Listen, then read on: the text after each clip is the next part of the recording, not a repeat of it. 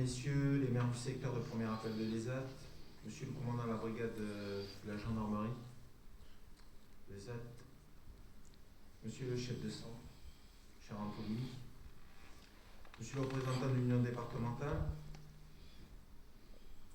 Monsieur le président amical, Mesdames, Messieurs, officiers, sous-officiers, caporaux, sapeurs, Mesdames, Messieurs, les employeurs de sapeurs-pompiers volontaires, chers retraités, Mademoiselles, Messieurs, les JSP, Mesdames, Messieurs. Tout d'abord, permettez-moi d'exprimer le plaisir qui est le mien d'être ici après-midi pour cette cérémonie de Sainte-Barbe. Vous savez combien je suis attaché à ces moments de rassemblement et de convivialité qui sont l'essence de notre traditionnelle Sainte-Barbe. En ce moment solennel, permettez-moi donc de revenir quelque peu sur 2024, puis de vous exprimer avec quelle confiance nous devons aborder 2025.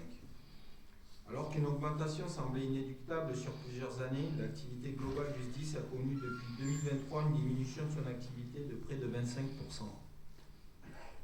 Cette baisse est principalement liée à la réorganisation du secours à personnes avec nos partenaires du monde de la santé, ARS, SAMU, transporteurs sanitaires privés, afin de faire baisser les carences ambulancières. Travaux que nous menons dans le cadre de la loi Matras de 2021. Désormais, la part du secours à personne dans l'activité du SDIS de l'Ariège est revenue dans la moyenne des SDIS de France, à savoir 73% des interventions. À quelques exceptions près, cette baisse s'est ressentie dans tous les centres de secours du département. Ce n'est toutefois pas le cas du centre de secours de l'ESAT, qui avec 377 sorties, il en manque, d'accord, j'ai entendu. Donc, je le dis au colonel. En 2024, a connu une activité identique à celle de l'année dernière. On est dans le même ordre de grandeur. Alors oui, j'ai pu entendre ici et là des interrogations, des inquiétudes, et je comprends, comme me l'ont fait remarquer quelques chefs de centre dernièrement, la démotivation que pourrait entraîner cette diminution d'activité. L'objectif de l'action que nous menons est avant tout de faire baisser une partie de la charge opérationnelle, notamment les carences ambulancières, qui, je le rappelle, ne sont pas des missions des sapeurs-pompiers. Ces carences représentent une charge opérationnelle importante sur le volontariat. Et donc j'insiste sur ces carences qui fragilisent le volontariat. Cette réorganisation nous permet donc, nous, sapeurs-pompiers, de nous recentrer et surtout de nous renforcer sur notre capacité à intervenir sur ce qui fait notre raison d'être et notre cœur de métier, les missions d'urgence. Surtout, cette réorganisation nous a permis d'améliorer la qualité de la réponse opérationnelle du SDIS en Ariège et de faire face dans de meilleures conditions à des interventions importantes sans nous mettre en difficulté, comme cela a pu être le cas par le passé. Et vis-à-vis des victimes auxquelles nous portons secours tous les jours, c'est bien là l'essentiel. Je pense en particulier aux interventions du début de l'année où nous avons été confrontés à de nombreuses victimes à Saint-Verdun, aux Cabanes, à Ronneau-Lac, ou trop nombreux accidents sur la N20, mais aussi à l'accompagnement dans la durée de nos agriculteurs impliqués dans l'accident du 23 janvier dernier.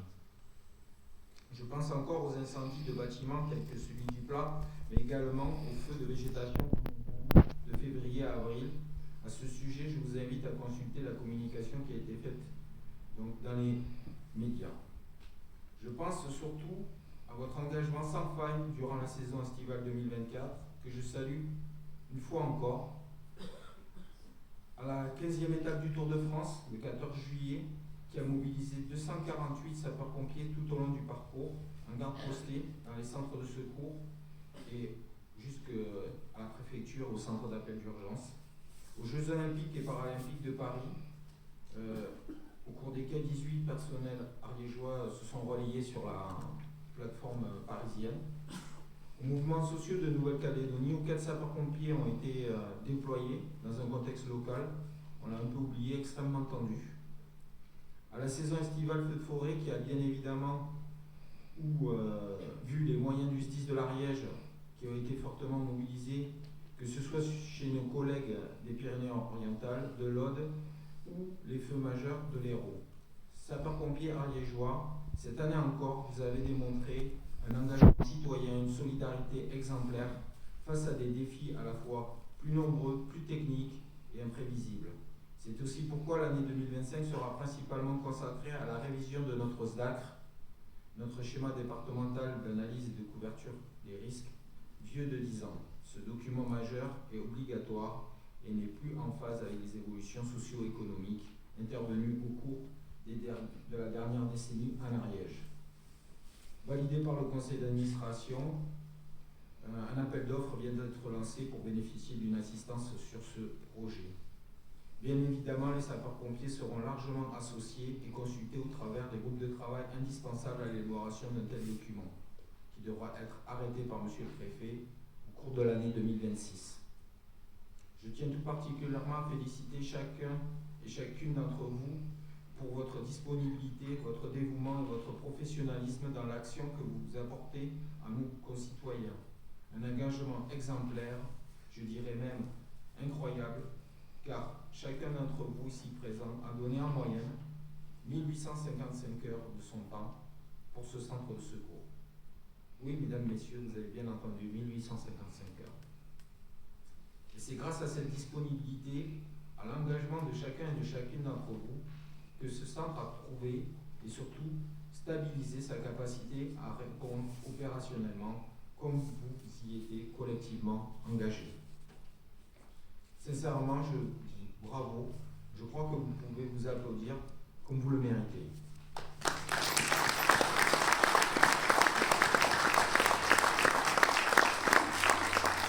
Tout cela démontre, s'il le fallait encore, combien la structure du centre de secours de l'ESAT, son organisation, son fonctionnement, repose désormais sur des bases plus solides et pérennes. Mon lieutenant, vous pouvez être fier du travail accompli. J'associe à ces remerciements vos employeurs sans qui cela ne serait pas possible. J'adresse également toutes mes félicitations aux promus. Ces médailles et galons représentent une juste récompense pour votre investissement au service de l'intérêt général. J'associe bien évidemment nos jeunes sapeurs-pompiers qui viennent renforcer nos effectifs opérationnels. Merci à l'association des JSP et aux animateurs.